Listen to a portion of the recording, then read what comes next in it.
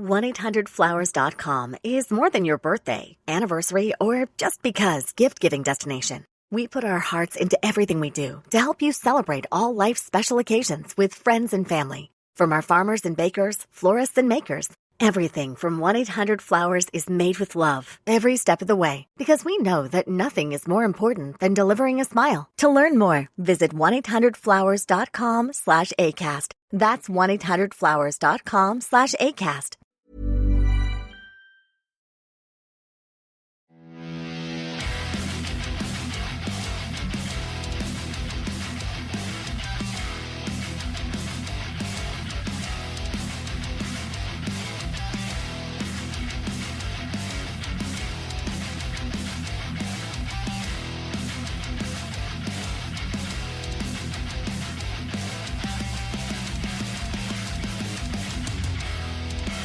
Welcome, guys, to this week's episode of Heavy Metal Tones with me, your podcast host, Tony Evans.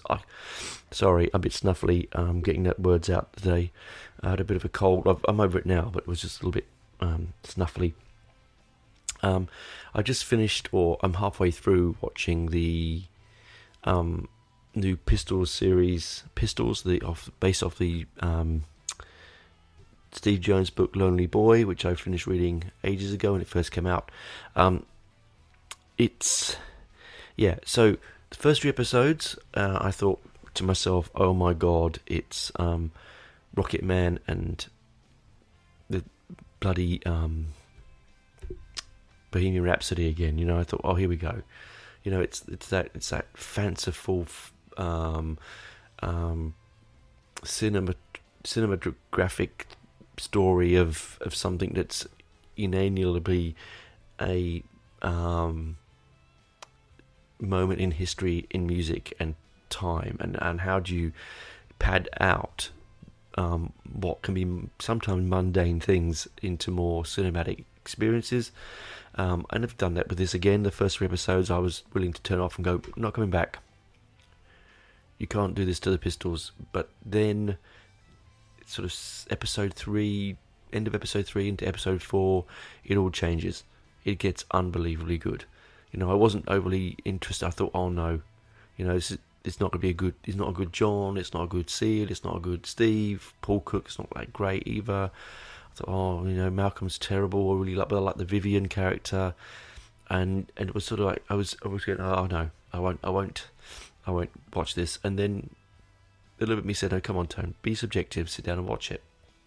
And actually, apart from a few twists of truth, I won't name them here to you. You can watch it, and those that understand will get it. Those that don't, it doesn't matter to them anyway, because they're not looking for the truth. They're looking for the story behind the greatest rock and roll album ever made.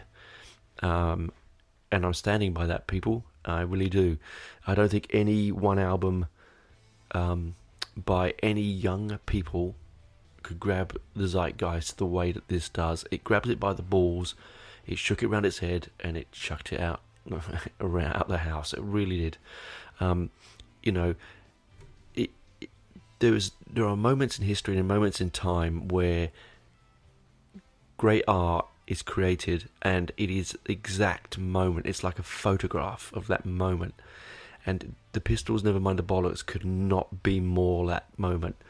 You know, corrugated iron all everywhere, graffiti everywhere, shit in the streets, garbage or rubbish or piling up, strikes, minor strikes, 3-day weeks, low wages, unemployment. You know, we'd had the dourness of the 50s, we had the plastic fantastic of the 60s. I've mentioned this before on the show. And then we had the come down from that, because you cannot spend that kind of money to revitalise the country. It has to, unless you've got product to back it up. And our industries were ailing, our car industry, our coal industry. You know, it was becoming more and more harder to earn money. People didn't want. They didn't want you to sort of be independent. They wanted you to work for the man. You know, 9 to 5, Monday to Friday, and that was it. much like it is now, but here now at least there's more freedom. Back then it was, you were locked in. Yeah, that was your job. It's like it's like when you go to university then. Like when I went to university, that was it. You chose one degree, you did your one degree, or whatever you were doing, and you were stuck.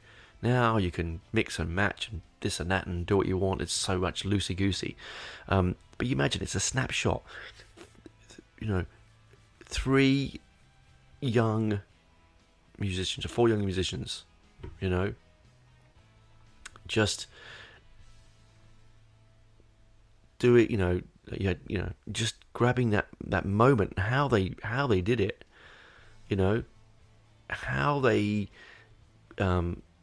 created such a piece of dynamism, such a piece of almost, I hate to sound arcology here, but sort of Dada-esque, sort of Punch and Judy grotesqueness, such how they took the establishment and ripped it apart.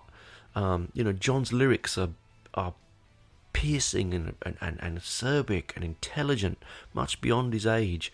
Steve's guitar is like no other guitar. Yes, it's all copies of the American, like Johnny Thunders and Sylvain Sylvain from New York Dolls. Yes, it's a bit Ramone. Yeah, it is, but he can't read and write. He couldn't read and write then, But this is a boy who, he lived off the street stealing. I'm not going to give too much information because I want you people to watch Lonely. I want you to watch Pistol and really enjoy it. So I'm not going to give too much away of the backstory. Just how the album changed the world. Overnight. You didn't have to play 19 million. Suspended sevenths and augmented this and that. It was, Steve Jones was F. He played in F and a bar chord, and that's it. And his own words, jing, jing, jings, all the way up and down the fretboard. It's just like, Glenn Matlock. He was, he didn't do much, to be honest. I love Glenn, but and I've met him. He's a nice guy, but he was just a bass player, and I'm not just saying that, just a bass player. He wrote the melodies, yes, but he hated the old Antichrist, Anarchist thing, and I sort of agree with him slightly. I think it's quite jarring, but it doesn't matter. It doesn't matter. We'll talk about that later on.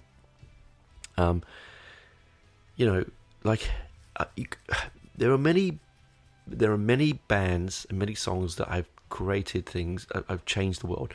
The Who's, My Generation went from, teenagers being nice boys like Cliff Richard singing clean songs to suddenly, having a stutter and being different and being unusual. I had this sort of conversation with someone about the Beatles, and how I think they were completely irrelevant. And I think they really were irrelevant. Wonderful musicians, and I love them. I love the Beatles intensely, but they were not. Yes, they're working class boys. Yes, they worked hard in the clubs in Hamburg.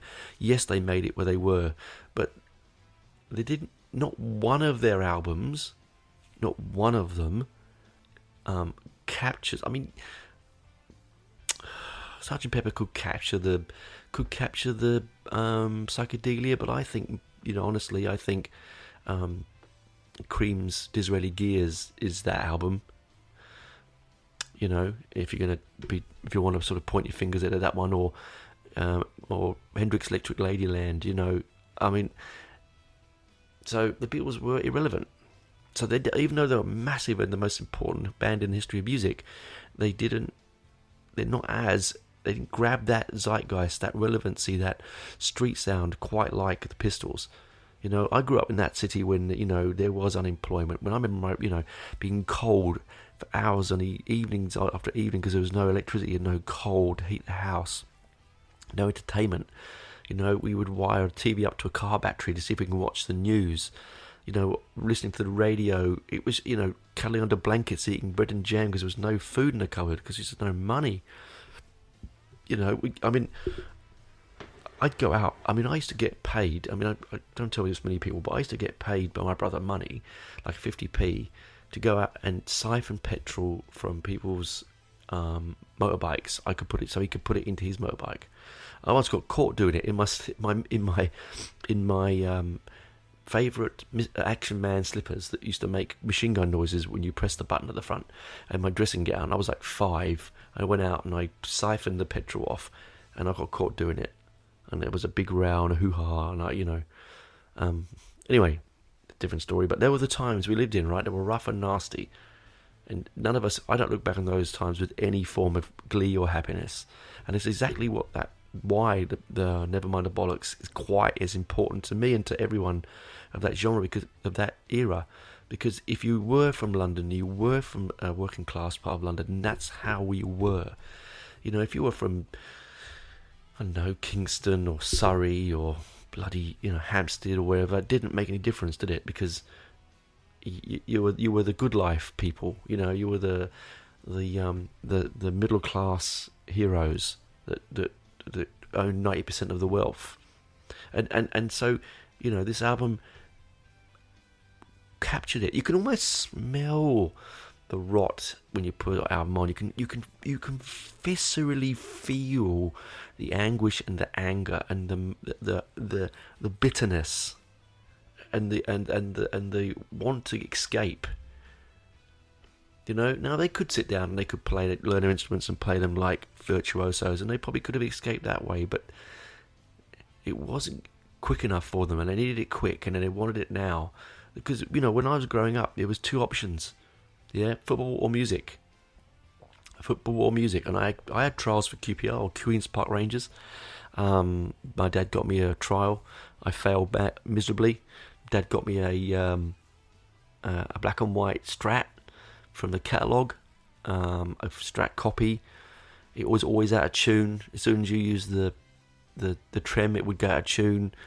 It was a horrible maple neck. I hated it, but I loved it at the same time, because it was like the most fantastic gift I was ever given, and it gave me freedom and opened my eyes to the world.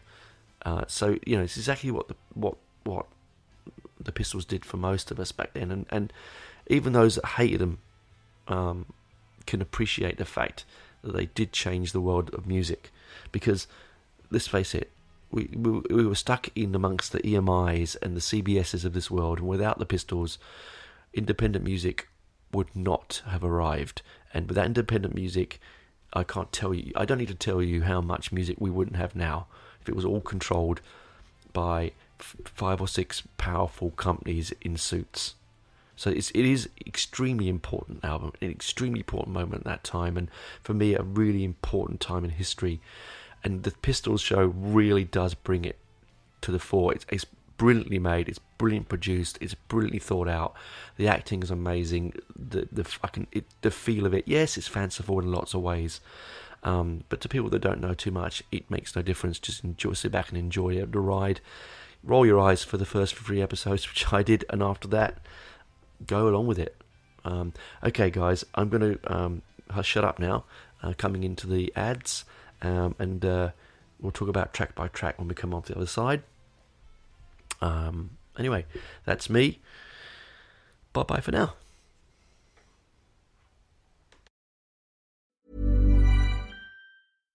Ryan Reynolds here from Mint Mobile. It's hard to believe that inflation is still a thing, but boy, it sure is. And that's exactly why Mint Mobile still gives you premium wireless for just $15 a month. Well, it's also because we have that offer printed on, like, 1 million t-shirts, but it's mostly the inflation thing. So give it a try at mintmobile.com/switch. Upfront payment of $45 for 3 months required. New subscribers only. Renew for 12 months to lock in savings. Additional taxes, fees, and restrictions apply. See mintmobile.com. If there's one thing that my family and friends know me for, it's being an amazing gift giver. I owe it all to Celebrations Passport from 1-800-Flowers.com, my one-stop shopping site that has amazing gifts for every occasion. With Celebrations Passport, I get free shipping on thousands of amazing gifts. And the more gifts I give, the more perks and rewards I earn. To learn more and take your gift giving to the next level, visit 1-800-Flowers.com/ACAST. That's 1-800-Flowers.com/ACAST.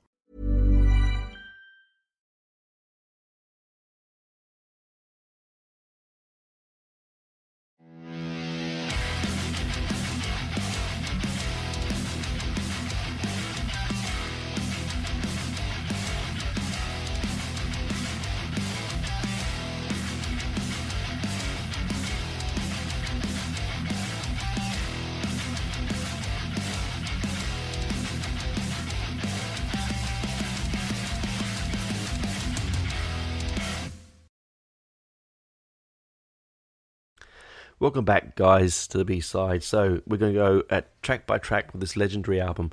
Of course, like I said, I haven't talked about its release date and all the nuances. I mean, we know it was recorded at Manor House Studios. It was mixed and produced by Bill Price.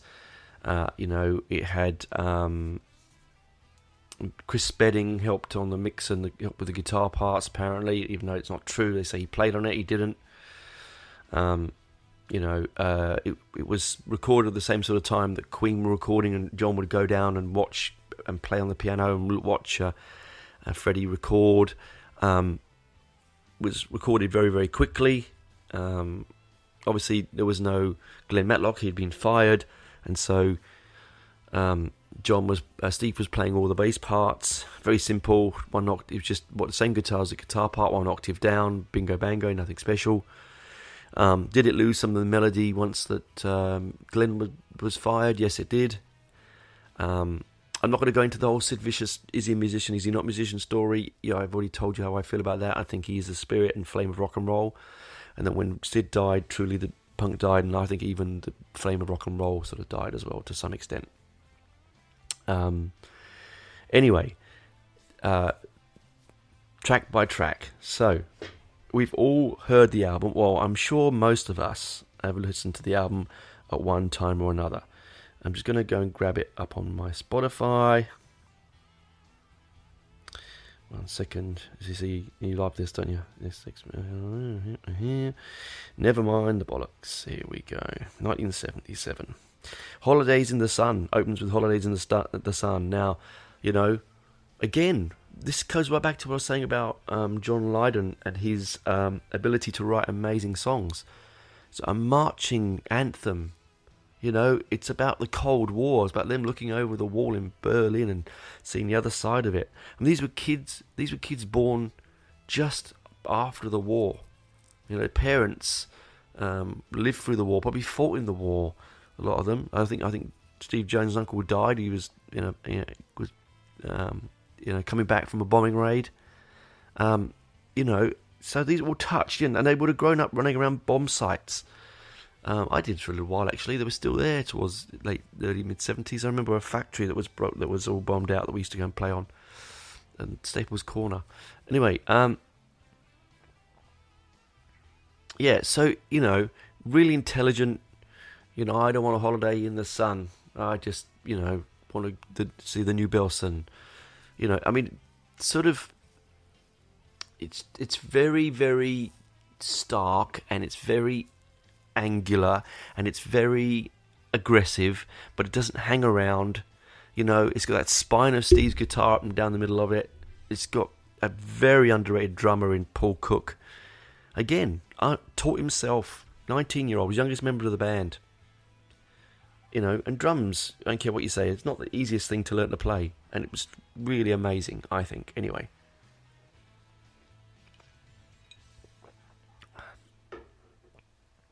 Just outstanding the way that he and he's got swing, and he's got verve, and he's got attack, and he's not just using two drums. He's fluent across his kit, and he had a real drive, to it. And so Holidays in the Sun is actually one of my favourite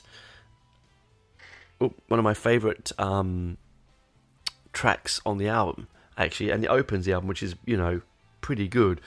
It's followed by, I would undoubtedly say, my favourite song of the Pistols ever, and in fact one of my favourite songs of all time. That's the acerbic, aggressive, rude, violent, and very interesting Bodies. It's got a really interesting lyric storyline about a girl turning up at John's house with a fetus in a bag. It's not pro-abortion, it's not anti-abortion. It's pro-life, it's not anti-life. It's right down the middle. Her name was Pauline, she lived in a tree. Screaming, gurgling, bloody mess. That it's just, I won't read the swearing lyric on it because I don't want to offend anyone, but it's a song I want played at my funeral. I've got lots of songs I want played at my funeral, but that's the one I want played the loudest. And people have to sit there and stay there and listen to it until it's finished. because it's out of its time and it's of its time. That song, it's almost like it was dropped on us from above, and then whoever made it run away.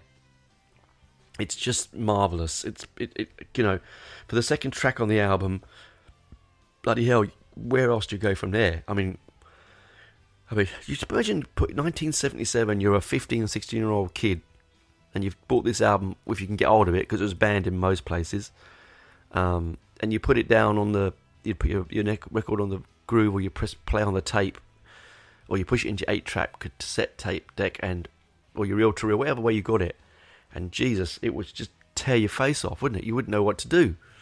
And then you get No Feelings. All right, this is an old song of theirs. Again, it's John's lyric is a lot to do with isolation. Yeah. He was always said he was asexual at that time. Didn't want to be with girls and be in relationships. Although clearly he still is for a very long time. But back then, I think he was very sort of awkward and spotty, and he had terrible teeth, and I think the Irish guilt that they have. So No Feelings. Look, it's good. It's the B-side to Anarchy. I think it's a really good B-side. Again, not my favourite. If I can say, it's one of the songs of the album that I sometimes not whiz past, but when it's gone, I'm okay. It's gone. Then you get Liar. Now that's really John at his very best, is it not? Like he's I'm a liar. I mean, it almost has that.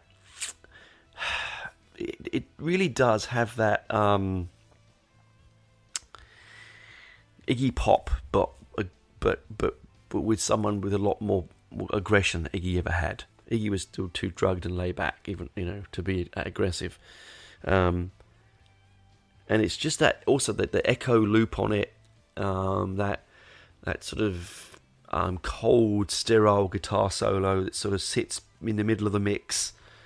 It's a short and sharp shock, and it's just wonderful. Of course, you then go barreling into one of the two songs that makes this band who they are, and that's God Save the Queen. Now, John Lydon will tell you he's not anti-Queen, he's not pro-Queen. He was just anti the royal presence, what it meant. His thoughts were, why am I in a rat-infested squat in South London, when I've got all the intelligence that God gave me, and then someone sits up on the ivory tower, eating caviar, drinking champagne, and living the life for his accident of birth. Now I'm not really into this side of it, because I think the accident of birth goes both ways, is it not? So the Queen didn't choose to be born where she was, and he didn't choose to be born where he was. The difference is that Queen the royal family doesn't have to adjust itself, whereas someone like John and someone like myself particularly, you have to roll with the punches and grow with the punches, right? And I think, and John clearly did. He took that opportunity, whether he was a wrong choice for the band, because they originally wanted Sid, is neither here nor there. Would the band have survived with Sid as original singer? No, absolutely not, because they would have just written. They would have written T-Rex knockoffs. The only reason that Sid wrote Belson Was a Gas was because he was using the inflammatory nature of the band and Vivian and Malcolm's proto-anarchist movement feelings, movement feelings, you know what I mean. Anyway, it is a moment in time. It didn't get to number 2. It didn't get to number 1. It got to number 2. It was stopped to getting number 1 by the record company. They say it didn't, but we know they did. It is iconic. It is powerful, and it is joyous in everything that it stands for, whether you use it as a pro-royalist or an anti-royalist. I mean, the lyric, we're the flowers in your dustbin. We're the poison in your human machine. No future, your future. God save the Queen. I mean, it. Come on, Please come meet me halfway, people here. If you don't really like them, how, this is an uneducated boy who spent most of his youth in a coma. Comes out and writes this stuff. It's just, they're not a manufactured pop band. They're not Take That. They're not One Direction. They're not the Monkees. They're really not. And when people say, "Oh, Malcolm made," no, they didn't. The core of the band was there before. Malcolm just wanted a project because he was bored. They say that he destroyed New York Dolls. Well, that's crap. They were on the down. They were already on the way out. He just pushed them into the notorious Red album cover where they're wearing, Chinese communist outfits. That destroyed him in America, but they were going anyway because Sylvain Savan was a drug addict. The band was on its way out. They weren't relevant anymore, and they couldn't keep up with their habits. Malcolm just happened to push them over the edge. Then he got a taste for it, and then he wanted to do something else. I think Malcolm is, he's his own his own raconteur. He believes his own lies sometimes. Anyway, then you get into Problems. Now, I love Problems because of the ending refrain. Where it goes, problems, problems, problems. And it's sort of, there's a really good bit mix in the album, but it's sort of layered. There's like 3 guitar solos. Same with the God Save the Queen. Like they layered 3 different types of guitar solos in. And Steve just sounds fat and big in it. And the lyric again, it's all about, have you got a problem with me? You got a problem? What's going on? You got a problem? Talk to me about it. I'm your problem. And you look at the double side. I'm your problem. What? Are the disenfranchised youth the problem of the world? No, because they don't have the options to get beyond disenfranchised youth, do they? And it's dole queues and drab lifestyles. It's becoming. I remember going to my careers officer, and I told them that I wanted to be in a band, and I told them that I wanted to do archaeology as well, history, and they said to me they could get me a job on a milk as a milkman. They didn't listen to me at all. Not once did he listen to me. In fact, I got detention because he said to me, "Do you smoke?" And I said, "Only when I'm on fire." And he did not find that funny. I thought it was hilarious. So he said, "Well, you'll be a comedian then." I said, "Well, yeah, maybe, but in the bloody milkman, isn't it?" Got detention for it. But anyway, that's what it was. It was like, and I didn't get half of the issues that they had. At least I could have an education, so I choose to have so. These kids didn't even have that. It was the birth of inner city comprehensives. 60 to a class, teachers that didn't care. A system that thought this, teaching the same thing that they taught 30 years previously was the right thing to do. And it clearly wasn't, Anyway, then you get 17. This one, I have to say, I find problematic. I look at the lyric, I'm at, let me get me the lyric for it. Yeah, okay. Where is it? Okay. They have got the wrong lyric on here for that.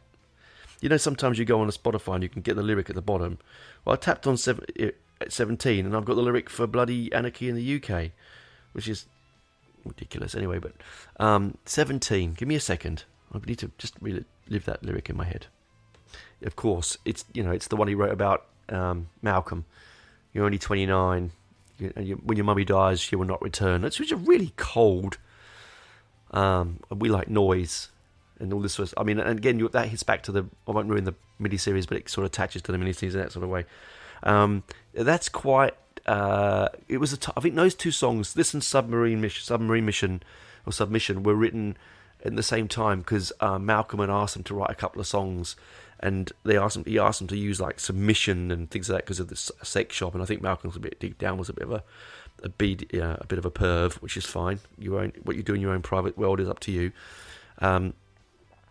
And I think, and they sort of took it to the pub and then turned the words around. And Malcolm, honestly, you'd have no bloody idea, completely clueless. Sorry about that, So it was about Malcolm because Malcolm was 29 at the time when the band released the album. Okay, then we follow that into Anarchy in the UK. Now, you think of two songs of the Pistols. You think of Anarchy in the UK and you think God Save the Queen. Why? Because they were the songs that were Anarchy in the UK is the most valuable single of all time if you can get an A&M print of it. Very, very rare. It is a call to arms. It's probably the greatest call to arms of any single ever released. There is nothing like it. You could say Breaking the Law by Judas Priest, but even then, that's pushing it. It's a call to arms. It's a shout out to the disenfranchised youth. It is the most deliciously subversive and subversive, is that the right word? I can't even think it is. Neo-crypto-fascist, as they say in Red Dwarf. In that one terrible rhyming couplet, they changed the world. Before then, you had your Waitmans and your Yeses and your Genesises, and I love that. God, I do love it. I do. But you had your Shangalangs from your Bay City Rollers, and you had your Monkeys and your Beatles and your vacuous pop music and terrible number ones, or like your Nan would listen to and watch. It suddenly they created aggressive, fast, loud music more so than anything else.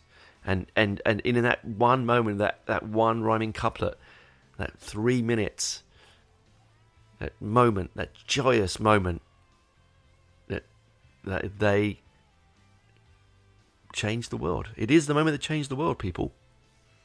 There are lots of things that changed the world, of course. War, art, culture, famine, medicine, philosophy. Very few are, as I said before, tapped to the zeitgeist. The solo in Anarchy in the UK, it's all on one string. It's really easy to play. It's punchy. Again, there's like 5 mixes in there. Steve's 5 different solos. They're not long, they're not fast. He doesn't do a million notes. He just chucks a solo in because I think he thinks you have to. And Steve is one of the best guitarists in the world. For a man that couldn't read and write only till recently, and taught himself to play, just joyous. And it just made everyone that I know, all the people that I admire, go out there and do it themselves as well. The Joy Division, the Damned, the 999, X-Ray. I could go. I'm not going to blot them off. But it is what it is. Yes, there was an art school crowd attached to it. Yes, the Susie Sue crowd. Yeah, yes, the Bill Grundy stuff. But nothing was ever as that moment. The Anarchy in the UK blasts, and you first put that single on, if you could hear it on the radio, which you couldn't, but if you get the single and you put it on, it changed the world. Then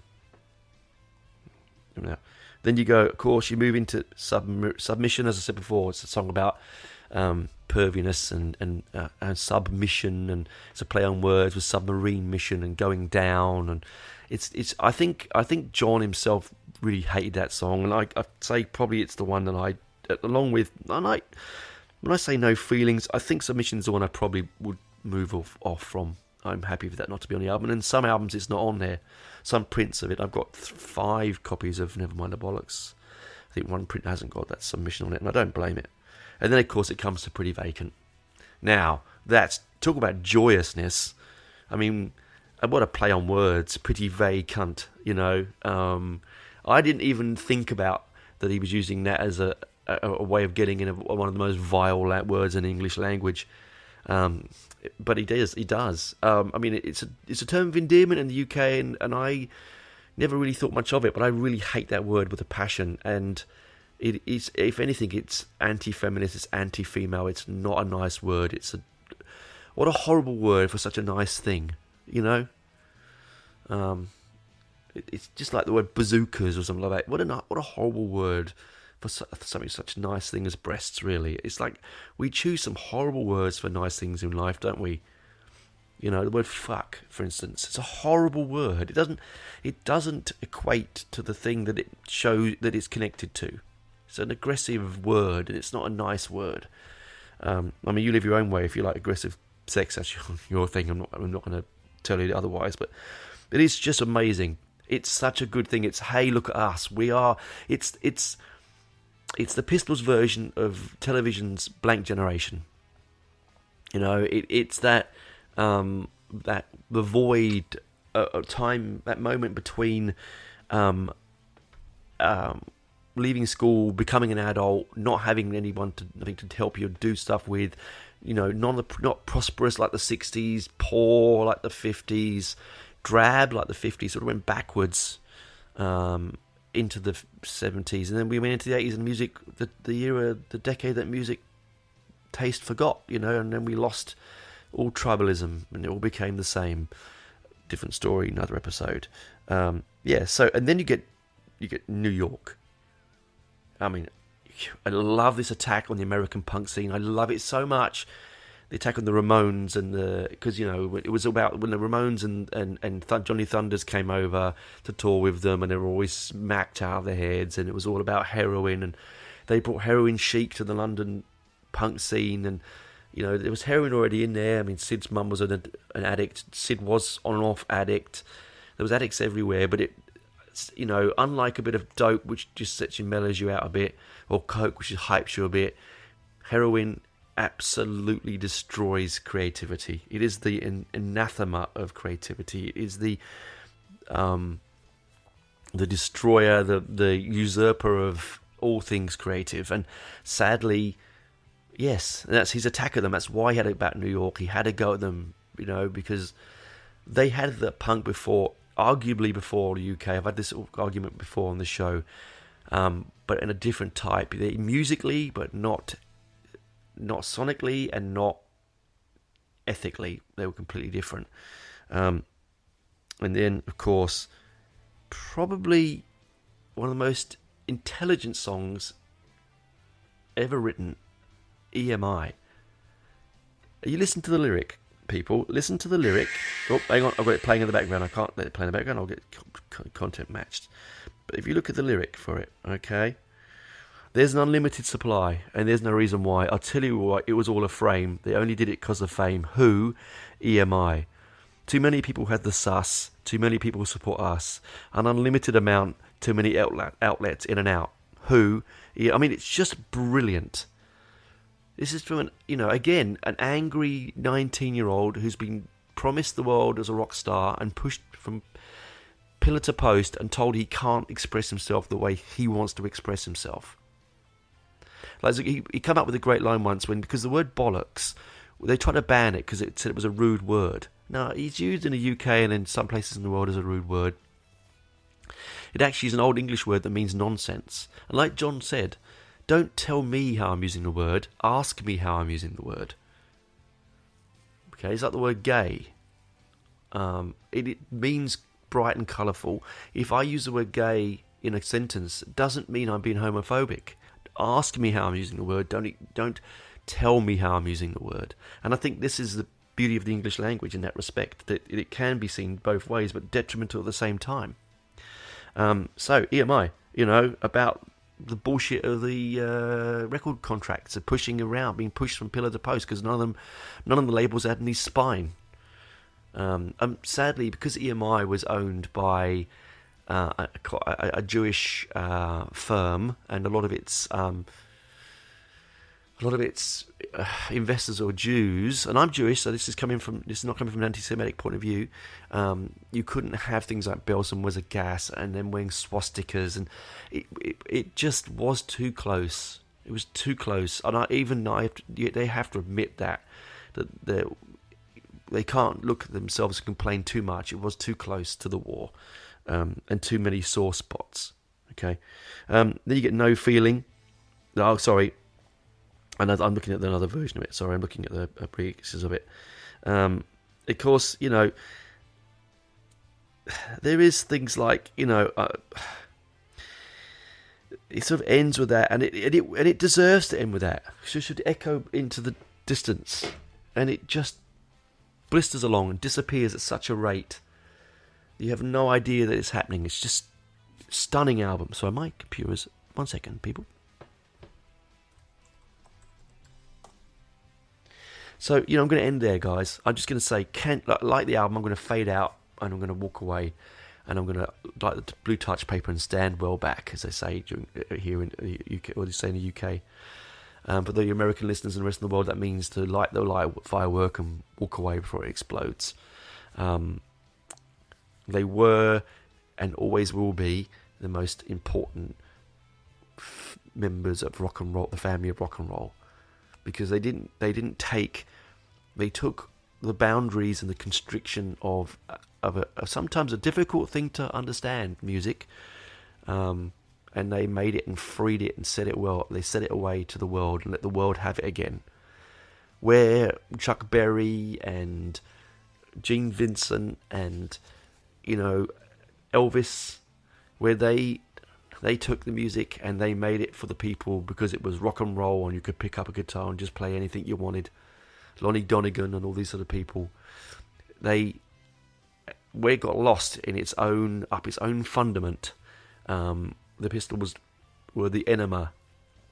They shoved themselves right up the arse of rock and roll, and they made it wish it had never happened sometimes. And they just, that rock and roll just crapped out. It sat on the toilet of music and let its bowels open. And you know what came out of that? A clear and not clear, what's the word? What came out of that? It became flushed. It flushed the shit out of the system. That's what I'm trying to say. And so you could start again. You could knock the wall down, rebuild. And I really wish, I truly, people, I wish, God's in my heart of hearts, I wish that would happen again. And it sort of did with rap. Again, that went up. It's gone up its own fundament again. You see? And something's going to happen and it will pull that out. That will kick it up the arse. But will it be rock and roll? No, because guitar music is dead. The power of the guitar no longer exists. People don't want to be guitar heroes anymore. People don't want to pick up a lifeless, inanimate piece of wood and some strings and an amplifier and work hard and let your fingers bleed to be able to make that noise. They just want a box, a button, and megastardom and a boat and prostitutes. And am I generalizing? I probably am. But as John, while John settles into his sad life now because Nora, his loving wife, has dementia and I don't think she even knows who he is. He looks after her. The grant, and he has some dubious connections with Trump now. Weirdly and sadly, I don't understand. But then, it is what it is. You live in America, you get taken over by America. It's just not to go Americans, by the way. Sorry, it's just you live for somewhere long enough, and you will mold to their culture. Whoever you are, even if you're John Lydon. There's some brilliant books out there. No Blacks, No Dogs, No Irish. Is a brilliant one to read. There's one, I've really enjoyed the Anger is an Energy by John Lydon, Babylon's Burning by Clinton Heelan, Vicious, which is a really, really good one. Sorry, that's by Mark Paynes. Is it? One second. Mark Paytonist, sorry. That's a really good one. I enjoyed that a lot, actually. I read that on a plane coming back from the UK. So some really good books. Of course, Steve Jones's Lonely Boy. I highly recommend Hugh Cornwell's A Multitude of Sins, sorry. They're just great books about that moment in time, that punk moment, the moment that sort of changed the world. Anyway, I've rabbited on enough. I want you to listen to the album. Tell me what you think about it. I hope it might have changed your mind. It might have given you some deep thought. If you want more insight into the actual technicalities of the recording of the album, there's lots of stuff out there. I'm not going to go into it. I said before, I think that's it's just been had and done. Anyway, that's me for now. I'm going to go and get us a nice fresh cup of tea, warm myself up. It's really cold up here in the upstairs room. My throat's a little bit dry. I hope you enjoyed the show. Talk to you soon. Keep listening. Keep popping by to the page, the Facebook page, Heavy Metal Tones, and coming in to chat with me. I'd love some interaction with you guys. Anyway, bye for now. Bye, guys.